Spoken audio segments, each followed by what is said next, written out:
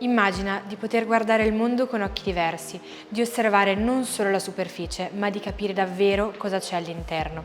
Il bicchiere d'acqua sulla scrivania, il telefono, il tuo corpo, persino le stelle nel cielo.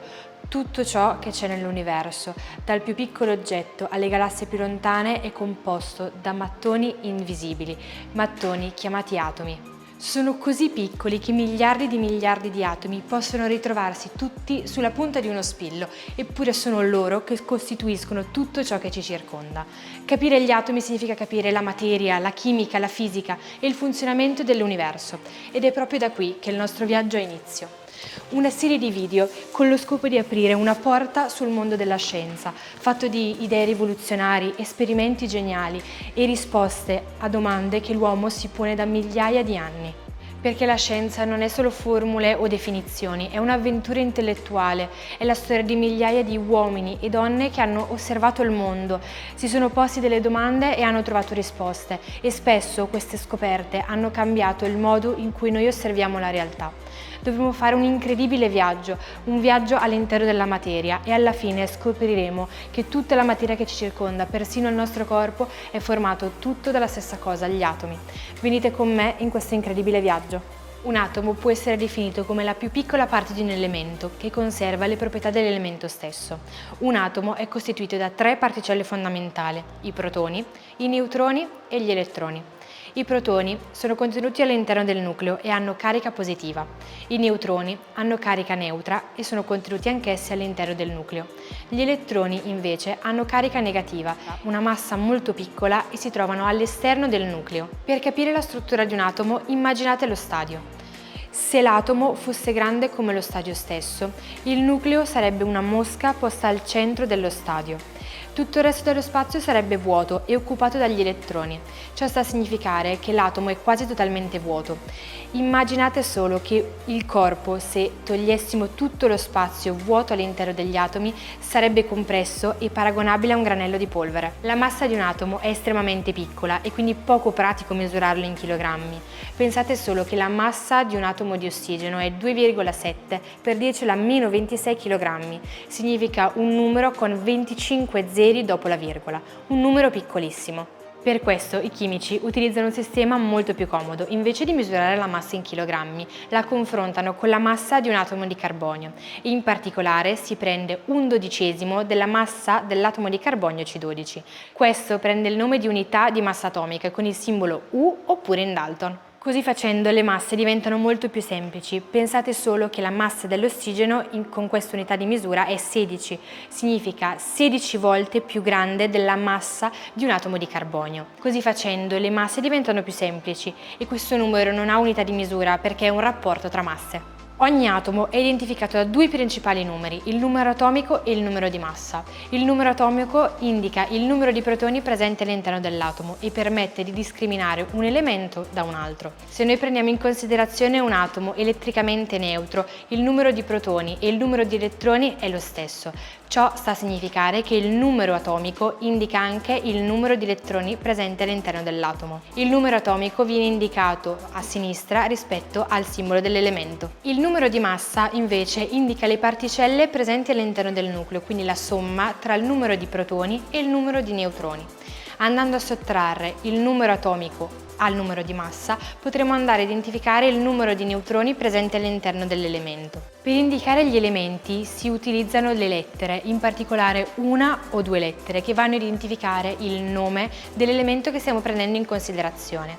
Può essere il nome in latino o il nome in inglese. Ad esempio, C indica il carbonio, AU invece indica l'oro. Tutti gli elementi chimici sono organizzati all'interno della tavola periodica, che è come se fosse una grande mappa che ci permette di orientarci all'interno di tutti gli elementi che costituiscono la materia. Per capire come siamo arrivati all'attuale struttura atomica dobbiamo fare un grandissimo passo indietro, fino all'antica Grecia. Intorno al 400 a.C. il filosofo Leucippo propose una teoria atomica che si basava sugli atomi, una particella invisibile e indivisibile. Atomi deriva dal greco atmos, indivisibile. Questa teoria fu poi sviluppata da altri filosofi, quali ad esempio Democrito. Qualche decennio dopo, il filosofo Aristotele fece una proposta totalmente differente. La materia era continua. Non poteva quindi essere divisa all'infinito per arrivare a particelle fondamentali.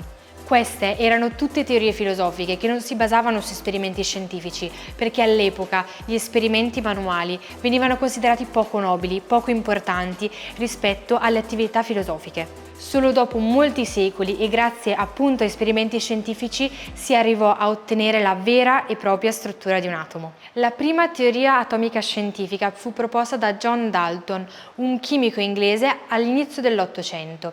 La teoria di Dalton si basava su 3 postulati. I postulati sono dei principi scientifici non basati su esperimenti. Il primo principio dice che tutta la materia è formata da particelle piccolissime, chiamati atomi.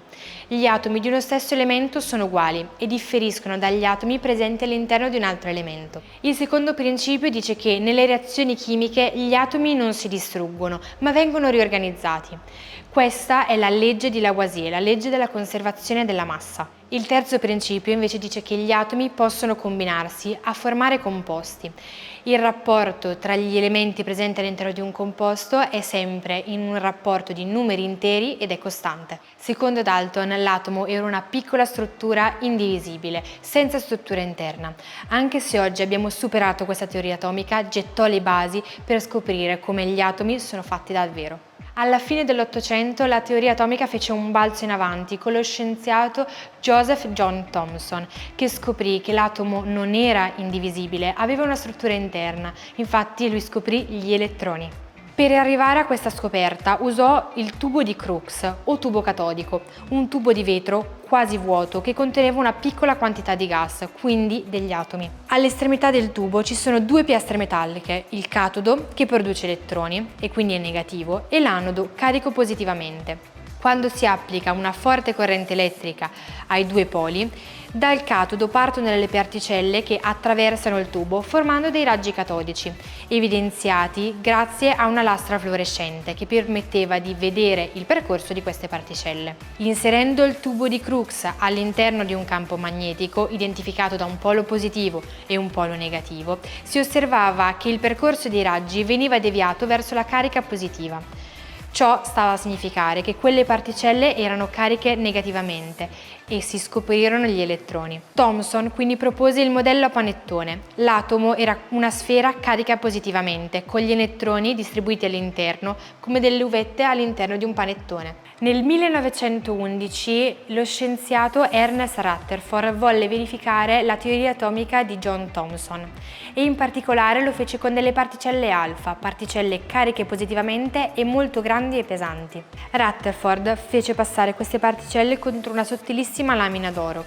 Dietro la lamina mise uno schermo fluorescente che emetteva piccoli lampi di luce quando veniva colpita da delle particelle, permettendo di vedere quindi la loro traiettoria. Osservò che la maggior parte delle particelle attraversava la lamina senza deviare, alcune invece venivano deviate di poco, mentre altre addirittura venivano respinte all'indietro. Questo risultato non poteva essere compatibile con il modello di Thomson. Se la carica positiva infatti fosse distribuita in tutto l'atomo, le particelle alfa avrebbero dovuto subire piccole deviazioni costanti. Invece Rutherford osservò deviazioni molto grandi e persino particelle respinte all'indietro, cosa possibile solo se la carica positiva fosse concentrata in una piccola regione centrale. Rutherford fece quindi una scoperta fondamentale, scoprì il nucleo. La carica positiva era contenuta all'interno di esso, mentre all'esterno erano presenti gli elettroni. Il modello di Rutherford era quindi detto un modello planetario, al centro il nucleo con una carica positiva, intorno gli elettroni che si muovevano come i pianeti attorno al Sole. Anche se questo modello ad oggi è stato superato, è stato fondamentale perché ha dimostrato l'esistenza del nucleo atomico. Andiamo ora ad approfondire da cosa è composta la materia. Gli atomi solitamente sono elettricamente neutri, quindi hanno lo stesso numero di elettroni e di protoni. Se però un atomo va ad acquistare o perde un elettrone, andiamo a ottenere gli ioni. Se un atomo acquista un elettrone diventa carico negativamente, avremo quindi un anione. Se invece un atomo perde un elettrone, avremo uno ione carico positivamente e quindi un catione. Gli atomi possono avere anche un numero diverso di neutroni presenti all'interno del nucleo e andremo quindi a identificare gli isotopi. Gli isotopi sono molecole che in teoria reagiscono in maniera uguale perché hanno lo stesso numero di elettroni, ma hanno delle fondamentali differenze nelle proprietà fisiche. Pensate solo che esistono 3 tipi diversi di isotopi del carbonio: il carbonio C12 che presenta 6 neutroni, il carbonio C13 7 e il carbonio C14 8. C'è una sostanziale differenza tra il carbonio C12 e il carbonio C14, anche se queste reagiscono alla stessa maniera. Il carbonio C14 è instabile e radioattivo, viene utilizzato infatti per datare i reperti storici, mentre il carbonio C12 è presente in tantissime biomolecole che costituiscono il nostro corpo. Un esempio è il glucosio che noi assumiamo con l'alimentazione tutti i giorni. Nella realtà gli atomi non esistono da soli in natura, anzi si legano formando delle molecole. Le molecole sono quindi combinazioni di atomi che hanno proprietà chimico-fisiche estremamente differenti rispetto agli elementi che lo compongono. Un esempio fondamentale è il cloruro di sodio, NaCl, il sale da cucina. Se noi prendiamo in considerazione il sodio, Na, questo è un sale esplosivo se a contatto con l'acqua e il cloro invece è un gas tossico e molto pericoloso. L'unione invece di questi due elementi, il sodio e il cloro, porta a NaCl, un sale sicuro e indispensabile nelle giuste quantità nella dieta di tutte le persone. Per indicare le molecole si utilizzano le formule chimiche, un linguaggio specifico che ci permette di identificare quali sono gli elementi presenti all'interno della molecola e in quali quantità. Osservando le molecole possiamo identificare 2 grandi categorie: gli elementi formati tutti dalla stessa tipologia di atomi e i composti formati da atomi differenti. Ma qual è la forza che permette la formazione delle molecole? La risposta a questa domanda è il legame chimico e i principali protagonisti sono gli elettroni. Non tutti gli elettroni presenti all'interno di un atomo. Infatti, quelli più vicini al nucleo non parteciperanno alla formazione del legame chimico perché sono molto attratti dalle cariche positive all'interno del nucleo. Invece, saranno i protagonisti principali gli elettroni di valenza, gli elettroni presenti più esterni. Quando i legami uniscono gli elementi per formare una molecola, questi prendono il nome di legami interatomici. Le 3 tipologie principali sono il legame covalente, il legame ionico e il legame metallico. Esistono anche i legami intermolecolari che permettono un'unione di più molecole. Andiamo quindi ora ad analizzare i legami interatomici partendo dal legame covalente. Nel legame covalente i 2 elementi condividono gli elettroni in modo tale da arrivare a una configurazione energetica più favorevole. Andiamo quindi a identificare 3 tipi di legami: il legame singolo con una sola coppia di elettroni condivisa, legame doppio 2 coppie, legame triplo 3 coppie. Il legame covalente può essere puro, polare o dativo. Il legame covalente puro, detto anche omopolare, viene fatto tra elementi con la stessa capacità di attrarre gli elettroni, molto spesso tra atomi uguali. Un esempio è la molecola di idrogeno. In questo caso gli elettroni vengono condivisi in maniera uniforme e la molecola quindi non risulta polare. Il legame covalente polare si forma invece tra 2 atomi con una diversa elettronegatività, una diversa quindi capacità di attrarre gli elettroni. Gli elettroni quindi non saranno distribuiti in maniera uniforme all'interno della molecola.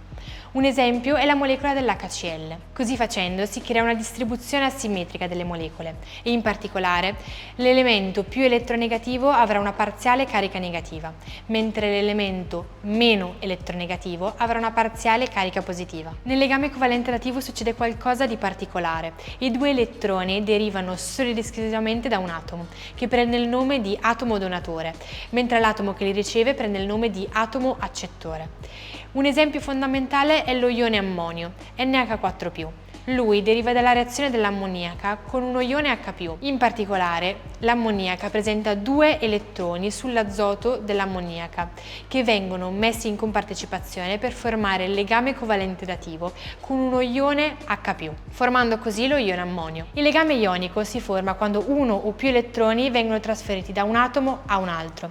In particolare, in questo caso, un atomo perde un elettrone, diventa quindi uno ione carico positivamente e quindi un catione. L'elettrone perso verrà acquistato da un altro elemento che diventerà carico negativamente e quindi un anione.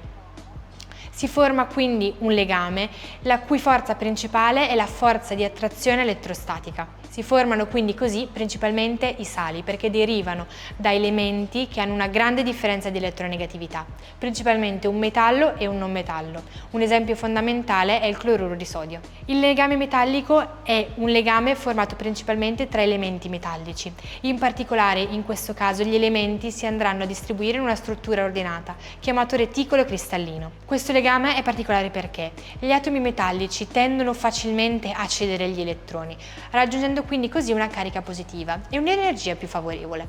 Questi elettroni non restano quindi legati al singolo atomo, ma possono percorrere l'intero reticolo cristallino e sono quindi condivisi. Si forma quindi un mare di elettroni in cui sono poste le cariche positive.